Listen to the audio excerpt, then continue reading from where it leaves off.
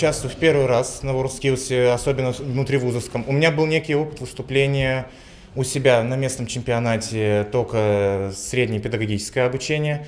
Там мы проходили тоже небольшую практику, так что более-менее заданиями я ознакомлен, но сложности все равно есть. Блок включает 3 задания. Это преподавание урока физкультуры, организация тестирования по кондициям человека. И вот сегодня мы проходили создание интерактивного буклета и экспресс-консультация на обеспечение здоровья, сбережения населения. Для меня самое интересное, конечно, проведение урока. Так как я обучаюсь на учителя физической культуры, мне это, соответственно, необходимо для решения моих будущих задач, как я буду проводить урок. И в целом вот это мероприятие WorldSkills довольно-таки сложная площадка, сложные задания. И далеко не каждый человек может выполнить далеко, даже наполовину заданной нормы. Но и сложные ситуации мы стараемся импровизировать, даже все равно стараемся не забыть, не бояться и идти до конца.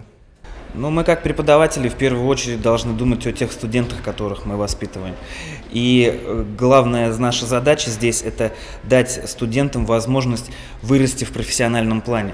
Задания очень сложные, и с ними справиться тяжело даже высококвалифицированному специалисту, не говоря уже о студентах. Но студенты очень сильно в профессиональном плане растут. Именно для этого необходимо их готовить, именно для этого им необходимо получать опыт выступления на такого рода чемпионатах. Виктор Заболоцкий, мой студент, выступил на чемпионате вузовском, занял там 2-е место. И сейчас вот его 4-й чемпионат. Ну, надеемся на победу, пора уже побеждать. Медальоном за профессионализм награждается Диана Даянова, Башкирский государственный педагогический университет имени Фатимина Кулы.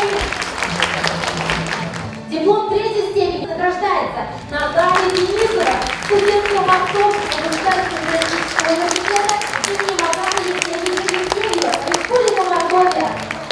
Диплом 2-й степени награждается Александр Конков, студент Валийского государственного университета, Республика Уральск.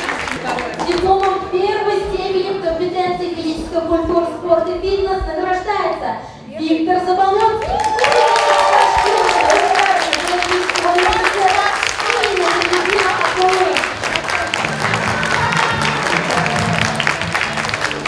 Все очень сильно выросли в профессиональном плане. Это самое главное. Главная цель участия в этом чемпионате – это ваш профессиональный рост.